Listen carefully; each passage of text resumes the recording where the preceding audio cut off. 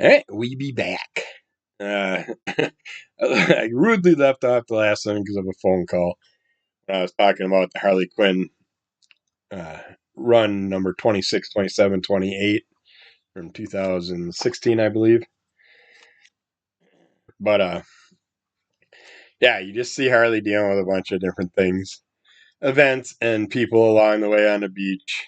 And it was a lot of fun seeing her different confrontations with different characters, how she deals with it, like always. And then we get into this event with Harley Quinn finding out that this Red Tool character is uh, after her for some reason, obsessed with her, hunting her down, and he joins this roller derby event where basically you're putting your life on the line. It gets pretty gruesome. It is not an event you want to go to. I don't want to show the end pages. And they got the best shots of the roller derby, of course. But characters, they aren't showing a good picture in the beginning of this one either, though. But yeah, you got the Red Tool and Harley battling away on the roller derby arena. And with this, you get, I think it's one lap, and then the weapons come out, and then you can grab whatever weapons from the barrel and use them. You're not allowed to bring your own weapons in, so with the Red Tool basically being a weapon covered in weapons, he had to put most of his stuff away. It's like, it's pretty dangerous to be a spectator in these events because as things happen and knives go flying, all kinds of people end up getting stabbed or beheaded or losing limbs, all that. And it is. I'm surprised that if they have these events going on this often, that they even have spectators left. Because I'm assuming that some get killed every episode, every event that they have. Certain gangster kid gets taken out in this one, which we kind of get a little teaser of his dad and stuff in the first issue, issue 26. Uh, but yeah, the Red Tool gasses the place, and some things happen with a bunch of spectators. I shouldn't even give out the gassing part away, but it ends up where Harley wakes up and she's trapped on a Ferris wheel, handcuffed, sitting with the Red Tool, and he's discussing stuff with her along the way. But I don't want to give the whole storyline basis away for those two characters. But it's really enjoyable how they work out their first date, kind of in a way, I guess you could call it. But I really like this Red Tool character now. Excuse me again. I'm sorry, my throat is just shot. It's been a long week and a half or so of this damn cold.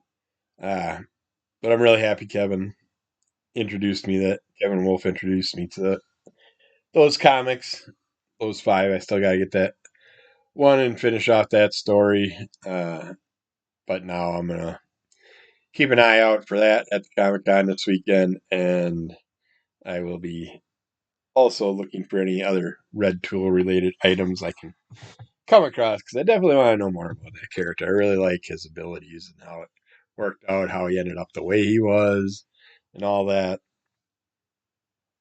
I don't feel like we got enough of an origin story for him. I'd like to know more about the character previous to the events of what happened to him and stuff like that. But hopefully, somewhere out there, there's more of a story behind that character. This next one, I have two of his books in this pile. We picked these up, I want to say 4 or 5 years ago at, I believe it was Cowabunga Con, which sadly they haven't had any yet in a while. there was an event coming up at the Cowabunga Comics shop. And I want to go up there for that and talk to them and ask what's up, because I thought they had a decent turnout each year when they did it, a couple times a year or whatever. But this is from Linear Burton and Erna Tringova and Andre Merlin. This is Little Weapon. But yeah, a couple of us from the club picked these up and we were gonna do a club review, and they just got buried and buried and buried in our back piles. And all of a sudden I'm like, well, hey, we never reviewed these. What the heck? This is a fun little story. Kind of a reversal play on Hit Girl type storyline. We have our Little Weapon character in living in a world where basically adults are pretty much wiped out. Apparently, I don't see any adults really in here other than a couple characters, like the character that's running the training environment and stuff like that. But when you're 10 years old, you get put into the military because we have aliens that attacked the planet and wiped a bunch of stuff out. And our last defenses, our Little Weapon character here. I love the colorization in this was really enjoyable. I love the way they did it. It gives that black and white feel with that little color pop to it. I always like when they do that. So I don't like a straight up black and white comic, but you add a little color, it makes it flow way better. Uh, but yeah, our Little Weapon character, this is her older brother, who's like one of the best characters in the military that they got. He's like top ranking officer that out there that everybody knows about and follows, and they pick on her because she's not good with weapons, not good with training. Here's their trainer and a couple of characters that she's put with in their training group, and we see that she struggles with every event, every training phase that he puts them through. She has problems, so he gets picked on being the little uh, goofball, the joker, the not really a joker, just a person that's weaker and basically going to get everybody else injured in combat is how they feel. Uh, we get to see kind of like what they're dealing with. I can't go too deep into it because we don't really get the full alien aspects and stuff till the last pages, but we do get a taste of it. Whereas we see this octopus headed character that's basically come in to attack our squad, and we get to see how our little shrimp, or little weapon, or little shrimp, I believe the one character teases her with her that name, and we get to see what happens with their first live introduction interaction with the alien characters and what happens with our little group of characters along the way. It was very well done. Uh, Independent comics, you'll have, it could have definitely used some editorial handiwork, which I would love to do some editorial work for a lot of people, because for some reason, my brain just can't let things go, and I catch little things that are off. Like, this could be fixed to make it so much better. But I really like this.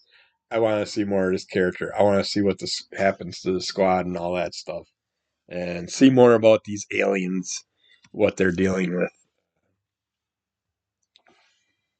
in the future. So hopefully we will get that. Then we're getting a little deeper with our Redcoat character and Albert Einstein and stuff. With issue 4 from Ghost Machine, nice little wraparound cover. I love that with all the skeletons. We there was, I love this, and this is done very well. I mean, sometimes it's not done good, but this they did real well with the word balloon layout and everything. Basically got a 2-page panel of just blank imagery, but they played it out very well the way they did it. Instead of just giving you some slacker pages for the artist or whatever, if you want to consider it that. But we get to find out more about our cult that's holding our Redcoat character who has a gut wound from Abraham Lincoln, George Washington. George Washington's cherry tree axe that's basically killing our immortal friend. And he has 3 days to do something or he will be dead. There's some other events that are happening each of those days that we learn about in here, which is interesting. We also get introduced to some more of our immortal ex-presidents type characters in here and find out more about who the cult leader is and stuff. But yeah, this is a great description into letting us know more about what's going on with the whole axe injury. What's up with the cult? Why the cult's after him so bad? And he did steal the immortality from another ex president, and that's how he got his powers. It wasn't supposed to be set for him. We find out why and all that. And it just. Our Albert Einstein character also has a little extra issues in this issue that happened to him, but yeah, as usual, any new big character introductions, we get a big write up on them to find out more about them in the back and stuff. Also with the timeline and everything that's going on. But yeah, I liked it. I'm still loving the storyline. And there's an advertisement in here for Hyde Street, which I almost let go until I found out it is part of this world also, or the Ghost Machine world. So I picked that up. So I'm curious where that storyline's going to go and how it's going to connect with all this stuff. I'm looking forward to all these. I mean, this is issue 4. Rook, Redcoat, and Geiger all pretty much jumped out with this new volumes. Excuse me.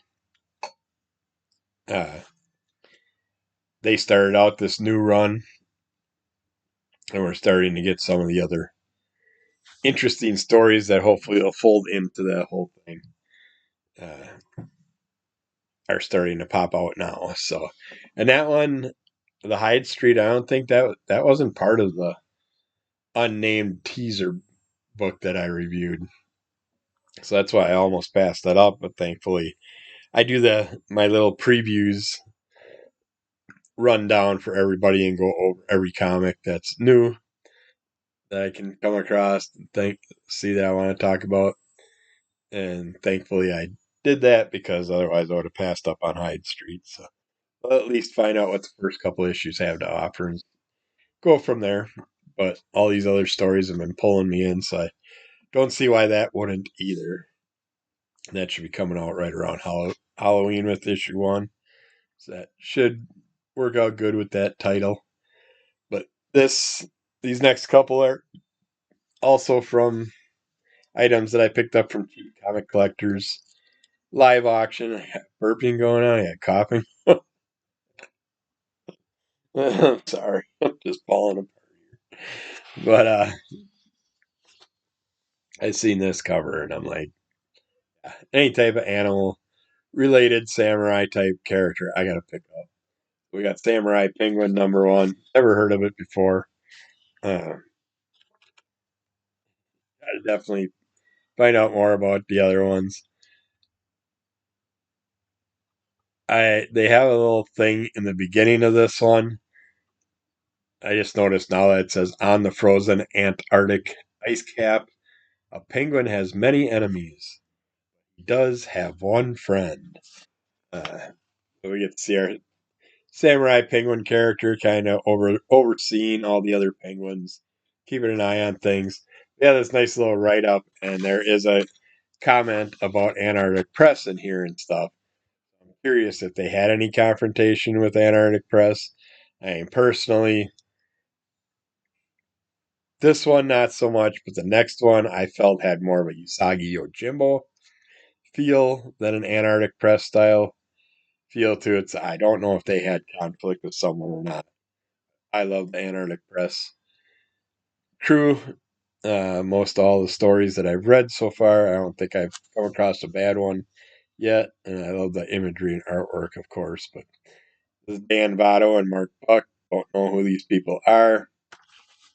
Done by Slave Labor Comics. But we have a story about penguins, and it's like all the imagery. It's like 2D paper cutout style imagery, and then you get the samurai imagery, and his is all nice and clean cut. Well, that's not the samurai. That's his. Well, they do have the one image of the samurai penguin with his master, but we have this shark that's seeing the penguins all playing and getting all set up underneath their little ice slide that launches them into the water, and just waiting for them to come flying into the water so the shark can eat them. And then we find out that there's this evil boss, this walrus boss that has like a scar across his one eye, and he's got two big old uh, lion seals things. They're like his little side guards, and he's obsessed with this samurai penguin. So he's sending his own group of characters out to take care of the samurai penguin. And while that's happening, we see the samurai penguin dealing with. And if you know anything about Emperor Penguin, I mean, obviously these are Emperor Penguins. That's what this character is based off of. There's those birds that like to eat the penguin eggs and the babies and stuff. So you see them as an enemy also for the penguins. And it's just is enjoyable, but not as enjoyable as I expected. I'm glad I picked it up. Gave me an introduction to it. Leaves you hanging where you definitely want to get issue two. So I'm going to have to search and see what other ones are out there, what they've come up with so far. But I liked it. Liked it enough that I would definitely follow it to see where it went. But this one, way better.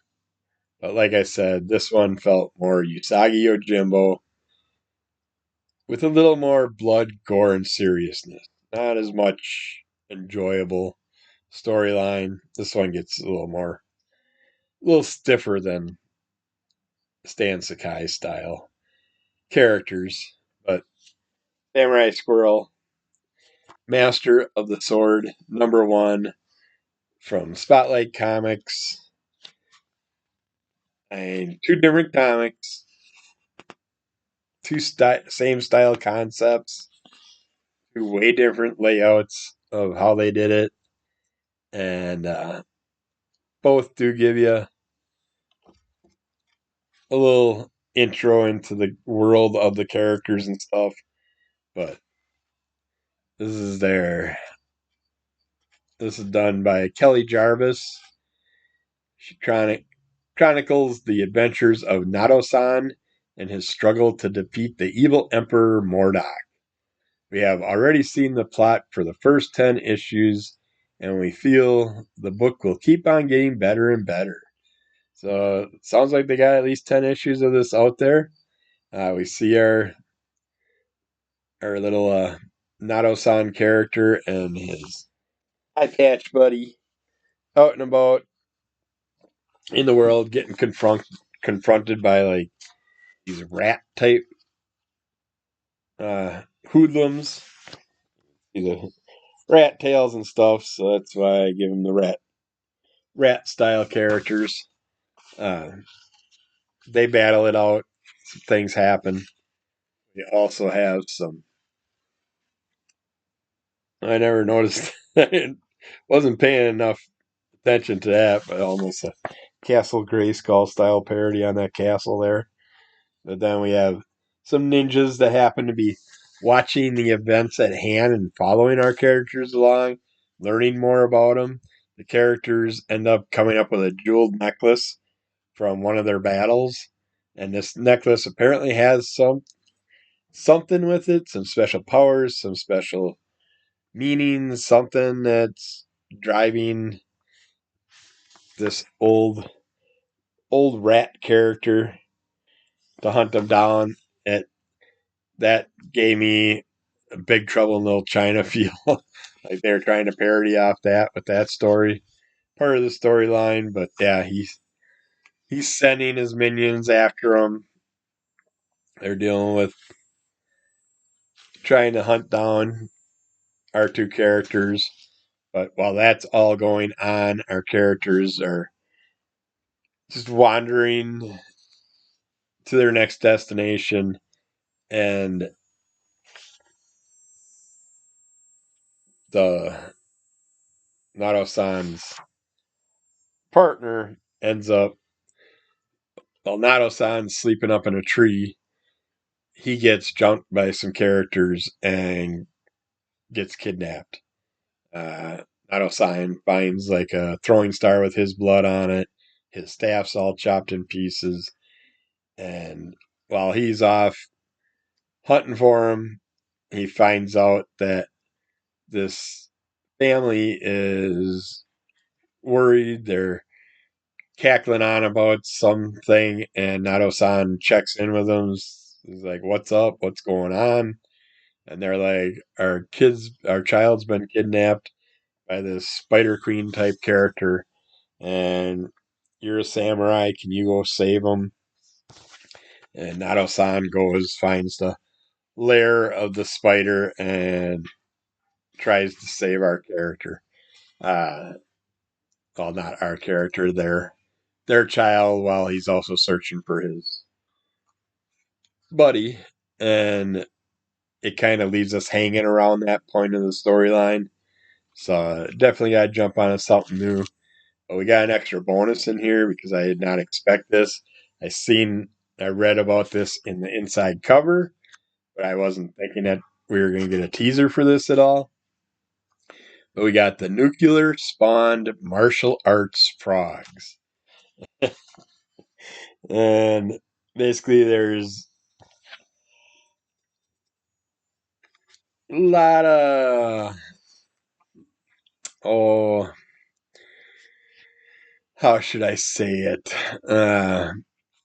Not racial, but ethnic style slurs and stuff like that in the storyline. But it ends up where we have some characters that are being lackadaisical at a nuclear power plant, and some things happen and cause a nuclear reaction. And when it does, some tadpoles happen to end up in the ooze, and you can just imagine what happens. They get transformed into certain nuclear beings. Their limbs and stuff have things happen to them. They have some kung fu books, martial arts books, and stuff that fall on them, and they quickly read them and learn from them and train from them and become frog martial artists, nuclear frog martial artists. And we get to see them kind of left at a spot that could go either way.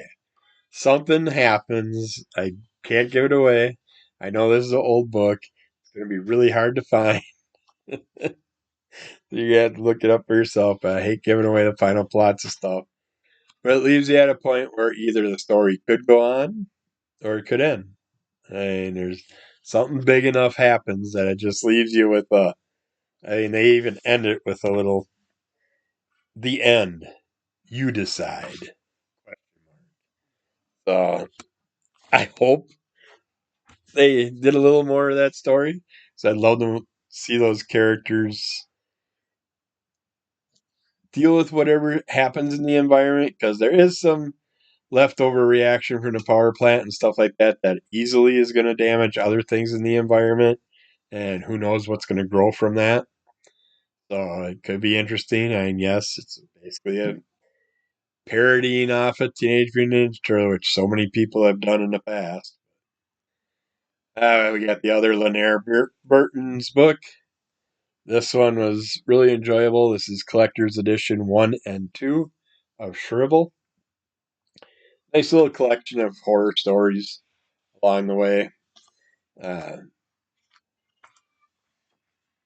the first story shows us a famous gal that just happens to get stalked by a certain news organization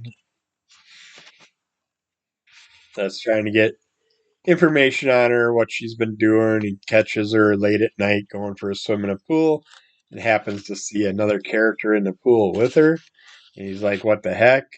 And her whole Shrivel basis is that she makes these statues, and they're basically statues of the dead that are all shriveled up. And they kind of have this feel like they're looking at you and they're speaking to you and doing things. And our character gets run into by our artist at her one of her art shows and gets invited to a private interview type environment back at her suite, and she offers to let him uh, see her studio, take pictures of it and all that stuff. So he's all excited. He's getting exclusives on her and finding out more, but she just so happens to have like a monkey on her back type issue where she has to deal with a demon that kind of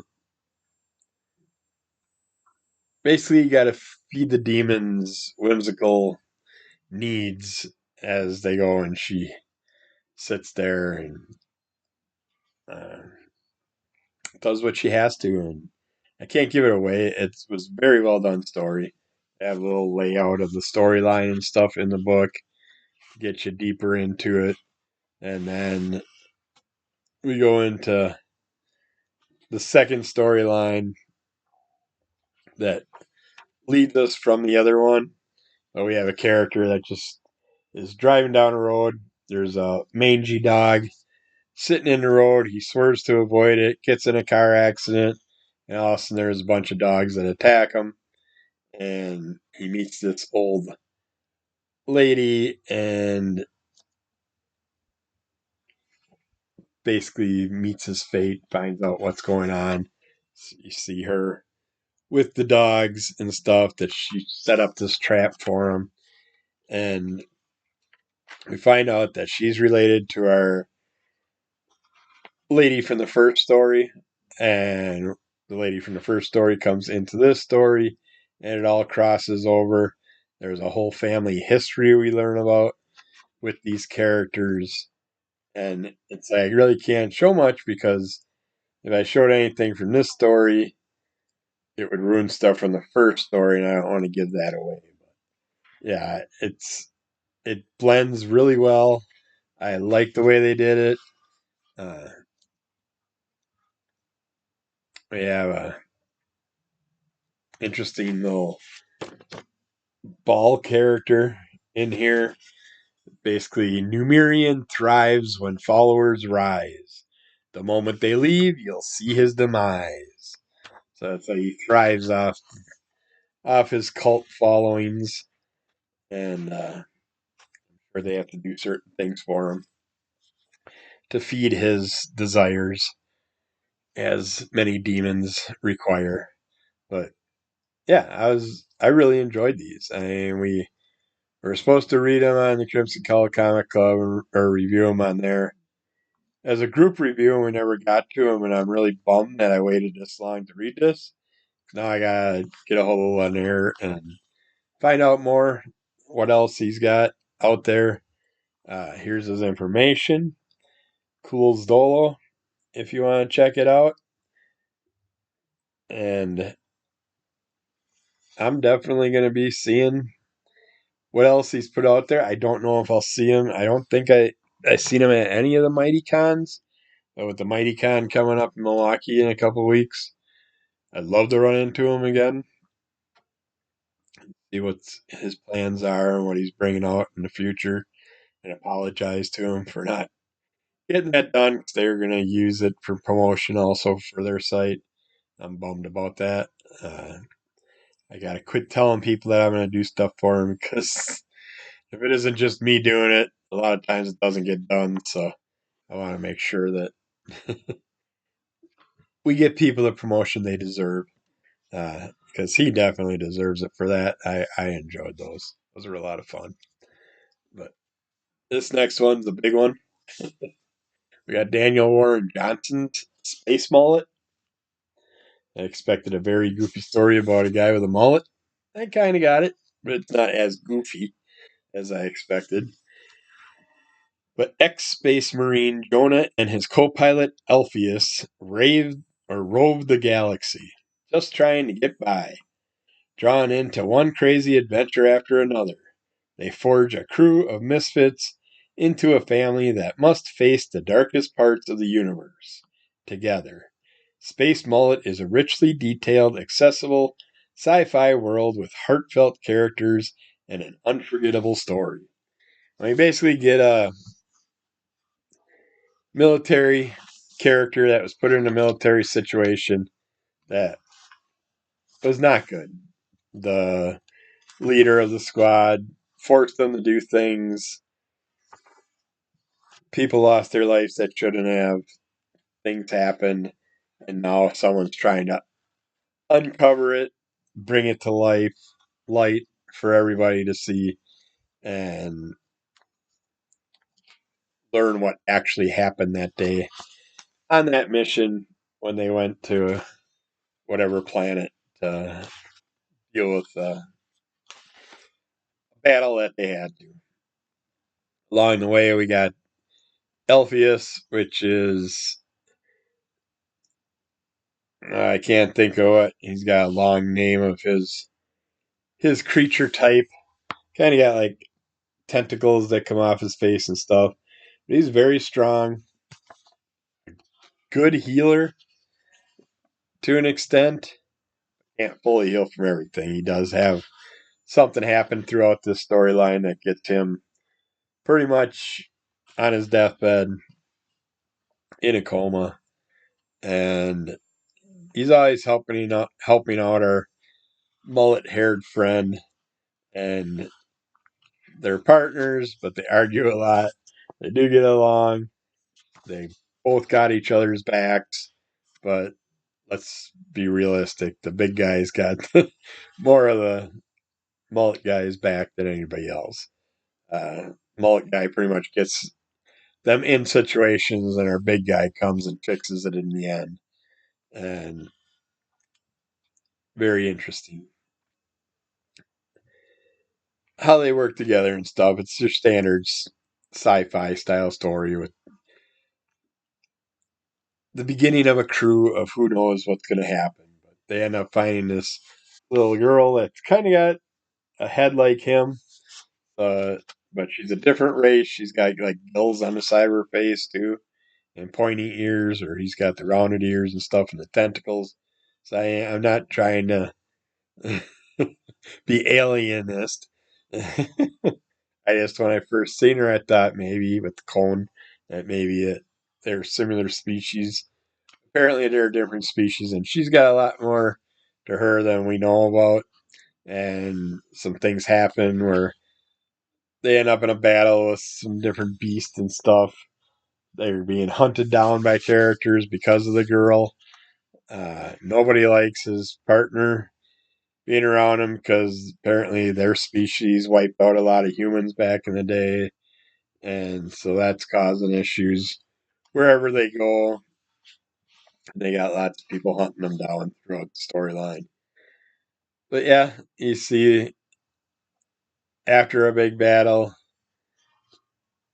we get to see our character end up in a coma, pretty well destroyed by a huge beastly character, and brought right to the brink of death. And our Mullet character is trying to do what he can, so he takes him to a planet where he thinks he can get help, medical planet, but mainly for humans. They We come across characters that basically eat humans. uh, there's a variety of different species, aliens and stuff throughout here. But when they go on the get to the planet with the medical facilities and stuff, they he tries to do what he can, tries to get his buddy in. No one will help him out. They want nothing to do with him. They should say it right here.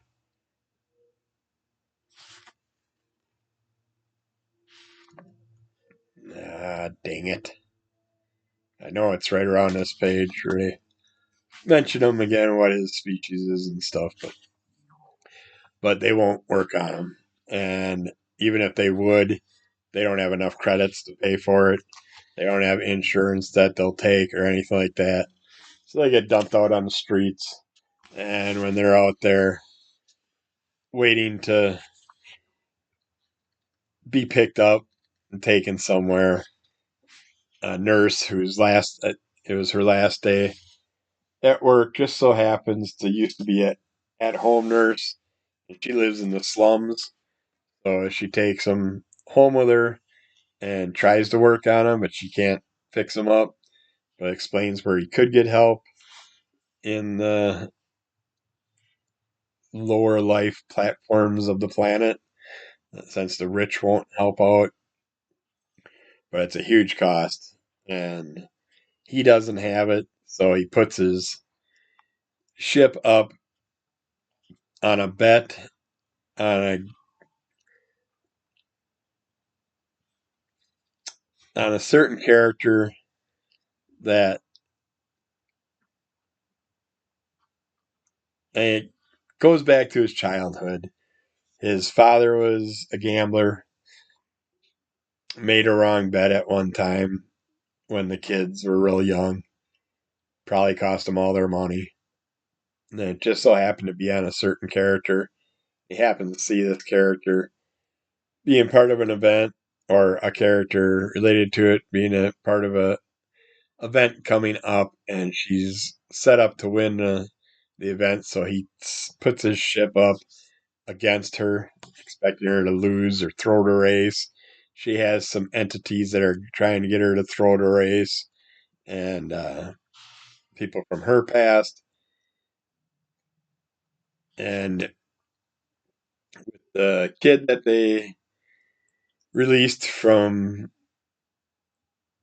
basically a kidnapping ring, uh, that character also has a friend. I mean, pretty much I can give it away because it's on the cover. I mean, our little alien gal that they save ends up having this big character that's her little partner buddy, and then we got Mullet and his buddy, and then this other gal that's part of the whole situation storyline that's going on. I don't really want to give anything else away because a lot of things happen throughout this to different people and stuff, and aliens and characters that would ruin the story if I did say it. But I really like this. I'm glad I picked it up. Not as comedic as I was expecting. With Daniel Warren Johnson, I expected a little more goofiness thrown in there, but it stays pretty much with a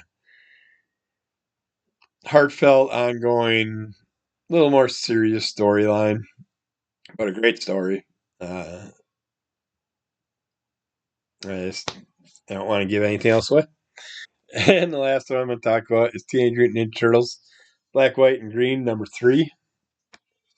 Again, doing a wonderful job with the individual stories. The Beast That Bleeds Green is done by Jock and Dom Reardon, where we have our turtles dealing with some rat issues. We got some giant rats that they come across in the sewer that just so happens to be affected by this. I don't know what you'd really call him. He's kind of like a pterodactylish without wings, lizardish type character that is hunting the turtles, wanting to get all of them close to it. And we find out that his blood does something, and that's why there's other giant items appearing in the sewers. But I can't go any deeper than that because it would just give it away. But yeah, that was an enjoyable story with our turtles dealing with an entity that could cause quite a bit of issues. It's an interesting character. It could cause them a lot of problems. We got Sin Sewer by Dave Walgaz and Riley Rosmo and Sean Lee. Whereas, is it Raphael, I believe, ends up coming across this militant style. It reminds me of Street Fighter. This character that he comes across, and he's battling with them, and not getting too far, finding out that it's part of a whole nother little ploy with a gal in this storyline that's gonna get Raph a little kind of in the clutches of a troublesome situation that he might need some help with his brothers to get out of, and learn your little lessons and the things that they like to little teach throughout their little storylines. Then this next one was a fun little cartoony Miami Vacation by Alexis Zarit and Carlos Gavoni. I want to show that first page because it'll show you the end page of the other storyline. But we get our turtles and our lizard character happen to cross paths because lizard characters going around robbing humans, causing problems with humans, and Mikey goes to try and stop him and tell him that all humans aren't bad. I got some humans that we get along with great, and the lizard just doesn't want to believe him. Isn't going for it, and they keep battling away, and then, of course, a lesson gets learned in this one also. Then we got Green Means Go from Cameron Shittock and Michael Shelfer. In this story, our turtles